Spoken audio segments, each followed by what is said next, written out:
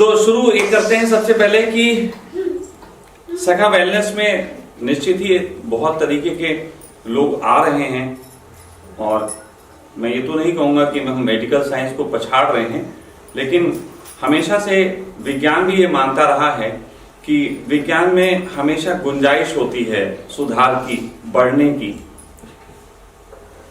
और निश्चित ही विज्ञान ने वक्त वक्त पे ऐसा करके भी दिखाया है कि कुछ ऐसी बातों को माना है जो कि विज्ञान पहले से अस्वीकार करता आ रहा। विज्ञान ने उन चीजों को माना भी है और ये सदा समय समय पर बदला है। आइंस्टीन ने जो है गैलीलियो की थ्योरी बदल दी थी और उन्होंने बाद में स्वीकार किया।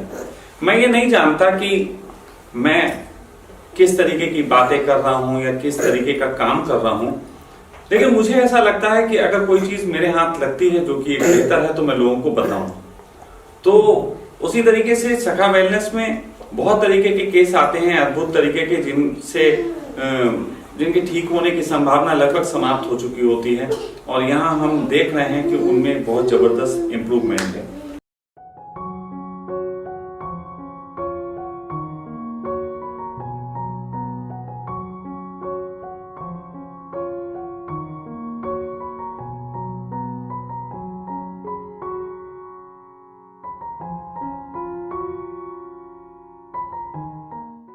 उसी तरीके के आज एक केस के बारे में हम आपको बात करना चाहते हैं।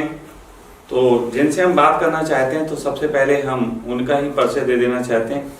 आप नूतन जी हैं। नूतन जी, पहले तो आप अपना परिचय खुद देंगे कि आप क्या हैं, क्या करते हैं, आपकी बीमारी क्या है, और ये आप बताएं, फिर आगे की बात शुरू करेंगे। सबसे पहले मैं नवी मुंबई में रहती हूँ। मैंने MBBS किया है और अभी मैं सिर्फ सोशल वर्क में ही हूँ। पहले मैं जॉब किया करती थी गवर्नमेंट हॉस्पिटल में, म्यूनिसिपल हॉस्पिटल में मैंने जॉब किया है पहले, और मैं MD जनरल मेडिसिन की पढ़ाई करती थी। फिर बाद में फैमिली रीज़न की वजह से और बाद में स्पिरिचुअलिटी में जैसे इंटरेस्ट डेवलप हुआ, वैसे मेरी जो चाह थी मेडिसिन का तरह से स्टडी करने की, वो कम होती गई। और फिर मैंने अपने आप को फैमिली रिस्पॉन्सिबिलिटी और मेरा जो जॉब है उसकी तरफ मैंने ध्यान दिया।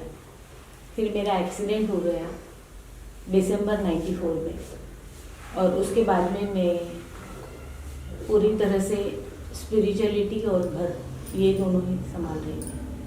फिर बाद में हम मेरे गुरुजी की जैसे आगे हुई, वैसे मैंने हमारा जो गुरुजी की जो संस्था थी उसमें काम करना चालू किया। तब मुझे बहुत आनंद आया। फिर बाद में मेरे गुरुजी 2012 में वो वैकुंठवासी हो गए।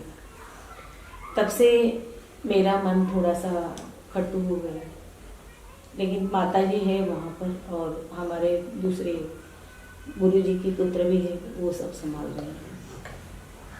जब मैंने आपके बहुत सारे वीडियोस देखे तो मेरा डायबिटीज़ काफ़ी बढ़ चुका था। जैसे मैंने रिपोर्ट में भी देखा कि फास्टिंग मेरा 303 था और पोस्ट प्रैंडियल मेरा 400 के ऊपर गया था। फिर मेरा गॉल ब्लैडर स्टोन का भी ऑपरेशन हुआ और कैटरेक्ट ऑपरेशन हुआ। कैटरेक्ट ऑपरेशन जिस दिन हुआ उसी दिन मुझे यूरिनरी कोलिक का अटैक आया। तो मेरी स्वास्थ्य के ऊपर एक के बाद एक ऐसे अटैक होते रहे, तो मेरा मन बहुत नाराज़ हुआ और फिर मुझे ऐसे लगा कि मुझे हेल्प की ज़रूरत है। मेरी अपनी स्पिरिचुअल ग्रोथ के लिए भी, क्योंकि मेरा जितना वो और क्रेविंग होना चाहिए ग्रोथ के लिए उतना नहीं था, तो वो मैं बढ़ाना चाहती थी। और साथ साथ में अगर मेरे स्वास्थ्य के बारे में भी कुछ हेल्प हो सके तो वो भी ठीक बात थी। लेकिन आपसे जब बात हुई तब आपने कहा कि पहले मुझे अपने स्वास्थ्य की तरफ ध्यान देना चाहिए, और वो ध्यान अगर स्वास्थ्य मेरा ठीक हो तो ही मेरी स्पिरिचुअल प्रोग्रेस हो सकती है, अन्यथा नहीं। और मेरा पोस्चर भी प्रॉब्लम था, पीठ में हंच था, स्पाइनल कॉर्ड सीधा नहीं था, तो मेरा इम्बैलेंस, बॉडी का बैलेंस भी काफी उसमें प्रॉब्लम थी। आप झुक के भी चलने लगे थे काफी। पोस्चरल प्रॉब्लम था। तो उसकी वजह से मेरी तरफ देखने का जो कई फैमिली मेंबर्स का जो नज़रिया था वो मेरे लिए बहुत निराशाजनक था। मैं इग्नोर करके ढीठ बन के ऐसे दिखाती थी कि मुझे कुछ फर्क नहीं पड़ता है, लेकिन अंदर से मुझे लग रहा था, टूट रही थी आप। हाँ, कि बीमारियाँ खोखला कर रही है मेरा शरीर। तो मेरा स्पिरिचुअल ग्रोथ इस जन्म में कितना होगा, ये बहुत साशंकता में थी मैं। क्या देखिए नूतन जी, वो बहुत डिप्रेसिंग था मेरे लिए। हाँ नूतन जी, देखिए क्योंकि हम यहाँ बात कर रहे हैं स्वास्थ्य पे और स्पिरिचुअलिटी का भी निश्चित है, लेकिन क्योंकि लोग ज्यादातर स्वास्थ्य को पहले प्राथमिकता देते हैं, तो उसके तहत आप जैसे थोड़ा बताएंगे कि स्वास्थ्य आपका किस लेवल तक और कितने सालों से, आपका लगभग 30-32 सालों से आपका स्वास्थ्य खराब है? हाँ, 1990 में मेरी बेटी जब गर्भ में थी तब फर्स्ट टाइम मुझे जेस्टेशनल डायबिटीज डिटेक्ट हुआ। फिर लैक्टेशन और ये बाकी सब वजह से मुझे कहा गया कि आप इसकी ओर अभी ध्यान नहीं दें, बच्ची थोड़ी बड़ी हो जाए फिर आप दोबारा कीजिए रिपोर्ट। लेकिन वो सब मेरे ध्यान में ही नहीं रहा। फिर बाद में मुझे ऐसे लगा कि मुझे बॉडी में ज़्यादा ईचिंग हो रहा है, और थोड़ा सा भी मैं रब करूँ कोई पार्ट को, स्किन को रब करूँ तो रेडनेस आ जाता है। ये फिर वजह से मैंने सोचा कि ये डायबिटीज़ के प्राथमिक लक्षण भी हो सकते हैं, या डायबिटीज़, मेरा ब्लड शुगर बढ़ गया।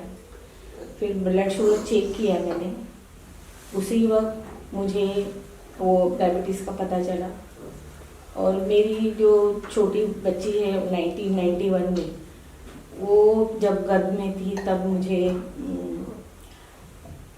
मेरे जो यूट्रस की वॉल है उसमें multiple fibroids, small multiple fibroids वो डिटेक्ट किए गए, और तब मुझे बहुत ज़्यादा ब्लीडिंग होता था। 30 दिन में 20 दिन मेरे ब्लीडिंग के ही होते थे। आपने मेडिकल साइंस में हर चीज का इलाज तो किया ही होगा, निश्चित ही आप डॉक्टर हैं, आप खुद MBBS करे हुए हैं, तो इलाज तो आपने सारे किए होंगे। उन इलाजों में कभी आपको कोई इम्प्रूवमेंट देखने को मिला था अपने अंदर? ये जो मल्टीपल फाइब्रॉइड्स थे मेरे, वो जब डिलीवरी होगी उसके बाद में मैंने गायनेकोलॉजिस्ट से ट्रीटमेंट ली, तो वो हार्मोनल ट्रीटमेंट थी, उससे पूरा सप्रेस किया गया। उसके बाद में मेरा मेंस्ट्रुअल पीरियड ही गायब हो गया। ऐसे हुआ, तो ये इलाज हुआ। फिर गॉल स्टोन थे, तो उसके साथ में मुझे पैनक्रियाटाइटिस हो गया। वो एक्यूट सीवियर पैनक्रियाटाइटिस की वजह से बहुत सीवियर पेन, एब्डोमिनल पेन आगे और पीछे, और तेज बुखार, ऐसा सब हुआ। तब मुझे गॉल ब्लैडर निकालना पड़ा, उन्होंने निकाला, सर्जरी हुई गई। इस तरह से मेडिकल थेरेपी ने मुझे मेडिसिन की, एलोपैथी की जो थेरेपी है उससे इलाज हुआ।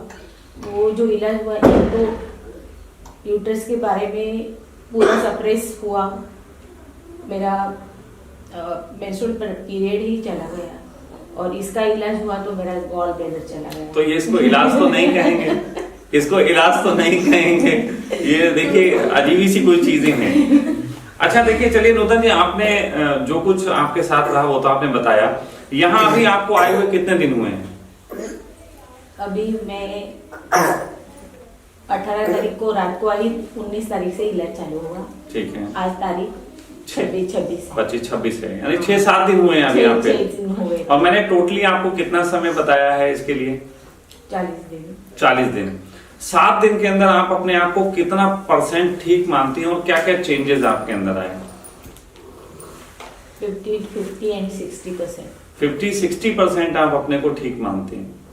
अब ये बात जब मैं कह रहा हूं कि 50 to 60% वो ठीक मानती हैं अपने आप को कि इस समय ठीक हैं, अपनी एज के इस दौर में 60% 7 दिन के अंदर वो ठीक हैं, और बाकी का भी 40 दिन का, जैसे मैंने कहा, तो 40 दिन का मामला है। और हम जो टाइम बताते हैं, हमेशा से मैंने कहा है, जो टाइम निकलता है वो बहुत कुछ एक्यूरेट टाइम होता है। कभी कभी किसी को लास्ट मोमेंट जो है वो एकदम ठीक होते हैं, और जैसे नूतन जी को भी मैं कहूंगा कि स्टार्ट अभी बता रहा हूँ 7वें दिन की, 7वें दिन भी ऐसा रहेगा कि 60% ठीक है। इसका मतलब नहीं है कि 14वें दिन आप 100% ठीक हो जाएंगे, ये मैं पहले बता देना चाहता हूँ। हाँ, ये कारण है, मैं आपके सामने कह रहा हूं कि अभी तक हमने आपके मन पे काम किया था।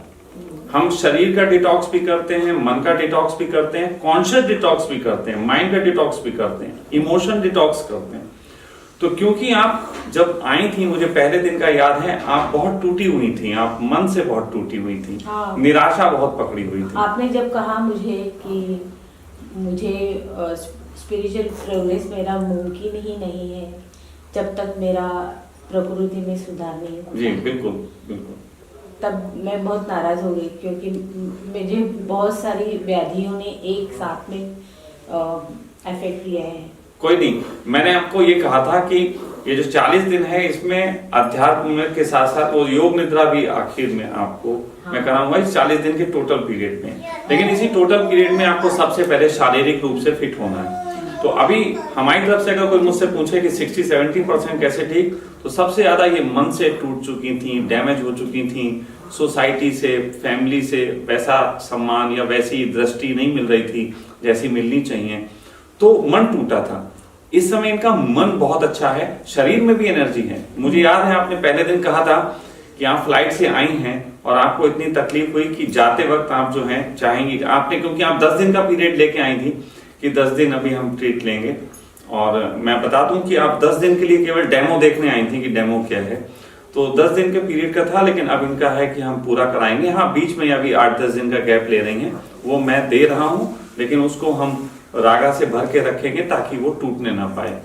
तो ये जो ट्रीटमेंट है, जब आपने कहा था मुझसे कि अब मैं जब वापस जाऊंगी तो मैं व्हील चेयर ले लूंगी फ्लाइट में जाने के लिए, वरना बहुत तकलीफ होगी, तो ये आपने मुझसे कहा था, ठीक है, झूठ तो नहीं बोल रहा हूं मैं। अब बताइए, व्हील चेयर लेके जाना है कि ऐसे ही जाना है? ऐसे ही जाना है। तो व्हील चेयर तो कम से कम उससे मुक्ति मिली, सहारों से मुक्ति मिली, मेन चीज है जो सहारा पकड़ते थे। और आपको बैठा देख के कोई नहीं कह सकता आपकी स्पाइनल कॉर्ड जो है वो झुक गई थी, है ना? आपसे एक बात मैं और पूछना चाहूंगा, क्योंकि आप MBBS डॉक्टर हैं, मैं तो कहाँ झोला छाप बाबा, लेकिन मैं आपसे ये कहना चाहूंगा, मास्टर है नहीं जी, मैं देख कोई, मैं ये बच्चे के संबंध में आपसे पूछना चाहूंगा, क्योंकि ये बच्चे को आप लगातार यहाँ देख रहे हैं। हाँ। इस बच्चे के ऊपर आप कोई कमेंट्स करना चाहें? ये इसमें जो भी चेंजेस आए हैं बहुत अद्भुत है, ऐसे मैंने देखा नहीं है। और ये जो नर्वस सिस्टम है, वो नर्वस सिस्टम ही इकलौती ऐसी सिस्टम है जो एलोपैथी में नर्वस सिस्टम में रीजनरेशन नहीं होता। वो एक ये हो गए, सुपरमैन हो गए, उनके बारे में थोड़ा सा हो गया था। ये सुपरमैन ही है। ये सुपरमैन से कुछ कम नहीं, लेकिन ये बहुत मिरेक्युलस है। उसका बॉडी इतना फ्लैसिड था, पूरा का पूरा बॉडी वो ऐसे हवाले कर देता था। बिल्कुल बिल्कुल, कुछ भी कोई मूवमेंट नहीं था। कोई मूवमेंट नहीं था। तो उसके गर्दन में काफी अभी ठहराव आया है, वो हाथ और पैर दोनों उठा रहा है। और वो उसको अगर किसी ने बुलाया उसके नाम से तो देखता है, मुस्कुराता है और हाथ बढ़ाता है।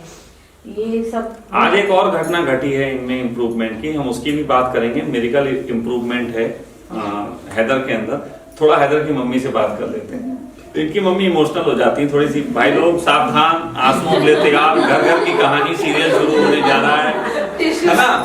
टिश्यू ले आए जाए, निचोड़ने के लिए एक टॉवल तैयार रखी जाए। भाई रोना आना नहीं, है ना, तू बहुत वैसी है इमोशनल। ये बताओ, जब ये हैदर को आप लेके आए थे, जी जी, उससे पहले आपने बहुत ट्रीटमेंट कराए, बहुत ज्यादा। कहीं से कोई उम्मीद जगी कि कहीं से कुछ हो सकता है, या निराशा ही हाथ लगी? हमेशा नाउम्मीद ही उम्मीद लगी है कि, क्योंकि मैं कुछ नहीं कह सकता। आप पहले पूरा टेस्ट करवाओ, बच्चे के सारे टेस्ट नॉर्मल आ रहे हैं, MRI में सिर्फ प्रॉब्लम आ रहा है, तो किस रीजन से आ रहा है डॉक्टर को अभी तक ये पता नहीं चला।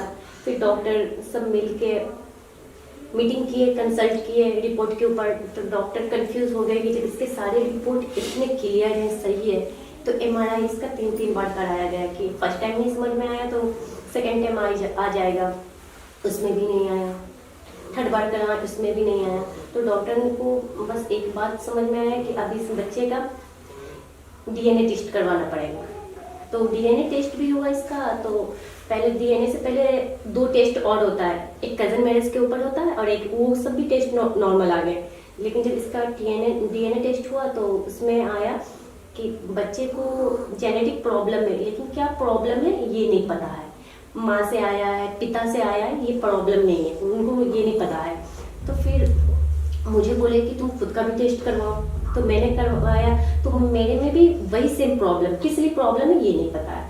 तो डॉक्टर ने कहा कि देखो इसका कोई ट्रीटमेंट नहीं है, जो भी ट्रीटमेंट है जो भी है, इसको फिजियोथेरेपी वगैरह चलेगा, और कितना ठीक होगा मुझे कुछ, हम लोग कुछ आइडिया नहीं है, क्योंकि इनकी कोई मेडिसिन आज अभी तक मेडिकल में बनी नहीं है। और मैंने कहा फिर कहीं और तो होगी, तो बोले अभी तक साइंस इतना डेवलप नहीं हुआ है कि इंडिया से बाहर भी है, वो भी नहीं है, वो भी नहीं है जेनेटिक के ऊपर। तो मैंने कहा ठीक है, मैं काफ़ी परेशान हो गई। डॉक्टरों के लिए सिर्फ जेनेटिक यूट्यूब पे ढूंढने लगी, कोई जेनेटिक का डॉक्टर मिल जाए, कोई जेनेटिक का मिल जाए। सारे डॉक्टर जेनेटिक के ऊपर यही कह रहे थे कि इसका ट्रीटमेंट नहीं है, कुछ नहीं है। फिर मैंने आपका वीडियो देखा था, तो उसमें पता चला कि जीन कोड बदला जा सकता है। जब मैं तो लंबी छोड़ देता हूँ यार ऐसे। नहीं बदला जा सकता है। हाँ, आप ये भी कह रहे थे ये कोई अलाउद्दीन का चिराग नहीं, तो फूंक मारो, ठीक है। तो मैं बोली चलो ठीक है, मैं यहीं जाऊंगी। उस दिन से मेरे मन में मेरे लग गया कि मैं जाऊंगी। और उससे पहले एम्स वाले मुझे बुला रहे थे कि बाबू का इसके MRI रिपोर्ट सारे डॉक्टर के पास से सबमिट है कि इसके, तो मैंने कहा नहीं जाऊंगी, वहाँ क्या करेंगे, सिर्फ थेरेपी देंगे और उम्मीदें भी नहीं है कितना होगा नहीं होगा। अम्मी मैंने वीडियो देखा, मुझे वहीं जाना है। तो सबने कहा ठीक है तुम्हारी जैसी मर्जी। फिर यहाँ आई तो सब देख रहे थे कि हैदर कैसा था, बॉडी में काफ़ी टाइट था, स्टिफनेस था, सब था। लेकिन आपने कहा कि मैंने कहा था कि मेडिसिन सर मैंने देखा है कि छोड़ना पड़ेगा। आपने कहा हाँ वो तो छोड़ना पड़ेगा। मैंने छोड़ तो दिया, यानी आपके विश्वास पे मेरा विश्वास बढ़ गया, छोड़ दिया। लेकिन इसका जो हालत हुआ, मैं घबरा गई। तो मैंने फ़ोन भी किया था कि सर ऐसा ऐसा है, तो बोले कि कुछ नहीं। सीधे मैं बोली थी आप कल तो लेकर आओगे ये हैदर को, तो तब बात कर लेंगे। लेकिन उसके बाद जो फीवर से ये गुजर रहा था, सब कुछ कर रहा था, तो आपने बोला कि जो भी पॉजिटिव है, तो मैंने सारा ध्यान हटा दिया। अम्मी भी हटा दी, बोली कुछ भी करे, इरिटेट करे, कुछ भी करे, इसको मेडिसिन नहीं देना, रात भर जगा रहा है, कुछ भी कर रहा है, सब लेके घूम रहे हैं और सब अपना अपना पेशेंस बना के रखे हुए हैं। लेकिन उसके बाद क्या हुआ, सब चीज खत्म हो गई। अभी भी स्टिफनेस है, लेकिन 100% थी, तो अभी 30% बाकी कि वो भी कभी कभी करता है, ज्यादा नहीं। अच्छा, ये थोड़ा सा, क्योंकि बहुत से लोग नहीं जानते, इनको एक बच्चे को एक प्रॉब्लम है जिसका नाम होता है CP, सेरेब्रल पाल्सी। मैं नाम ऐसे ले नहीं पाता, तो असिस्टेंट रखता हूँ नाम लेने के लिए। तो ये पाल्सी टाइप के CP है ना, कनाट प्लेस टाइप का बीमारी है। कनाट प्लेस में भूल भुलैया लोग भूल जाते हैं कौन सी दुकान क्या है, ऐसे ही ये बच्चे को CP होता है, डॉक्टर भूल जाते हैं इसका कैसे करना है। तो ये जब बच्चा आया था, सिंपल भाषा में बताओ, इस बच्चे को क्या हाथों में मूवमेंट उस समय हो रहे थे इसके? नहीं थे। क्या पैर इसके उठ रहे थे, कोई मूवमेंट हो रहा था? थे, लेकिन जो मूवमेंट अभी है हैदर के में, वो पता पहले ये कि ज्यादा मूवमेंट थे, उठ रहा था, चल रहा था।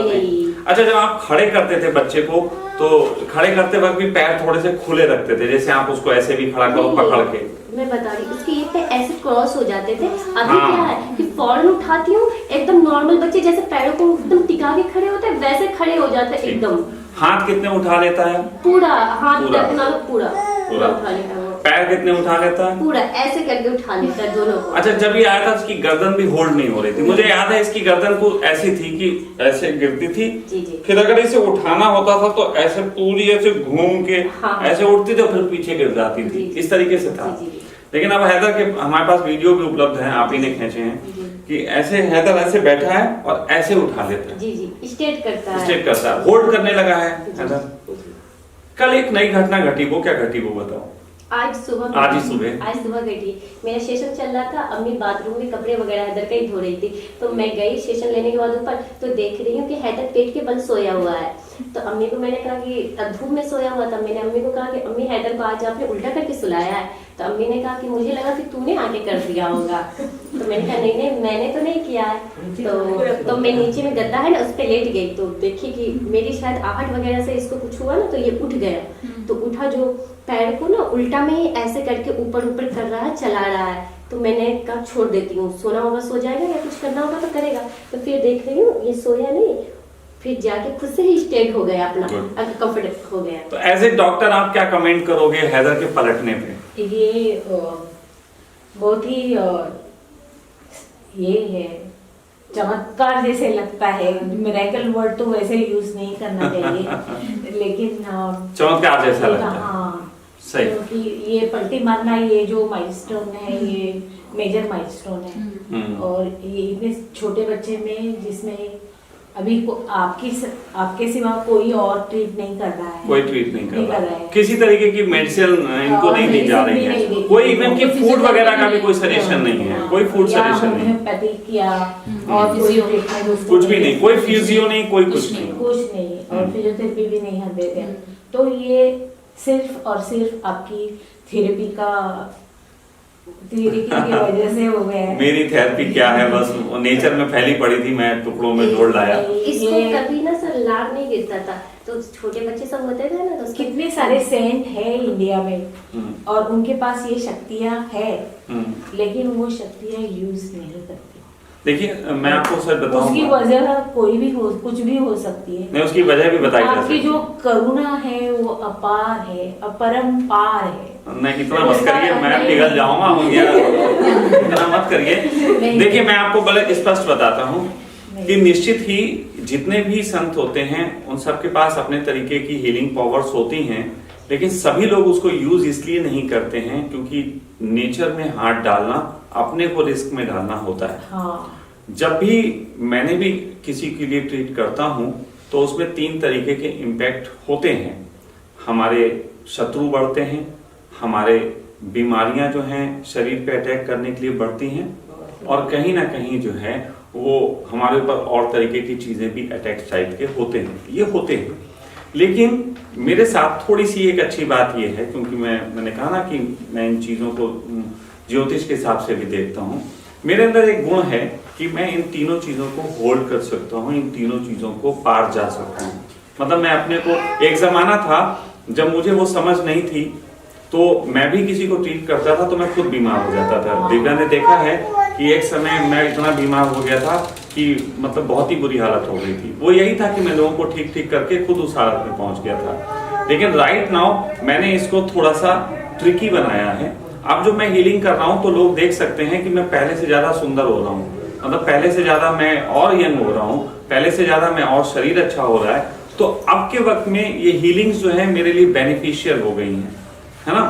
हाँ, निश्चित ही शत्रु भी होंगे और सब होगा, लेकिन उन सब का उपयोग फाइनली एक काम के लिए होना है और वो हो रहा है। तो मैं इसे घबराता नहीं।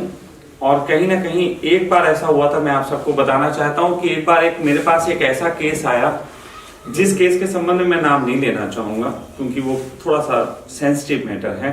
एक केस ऐसा आया था व्यक्ति का, जिस व्यक्ति ने कुछ हिंसा की थी अपनी वाइफ के साथ, अपनी बेटियों के साथ या और किसी स्त्रियों के साथ। इसकी वजह से उसको बहुत सारी शारीरिक पीड़ाएं हुई।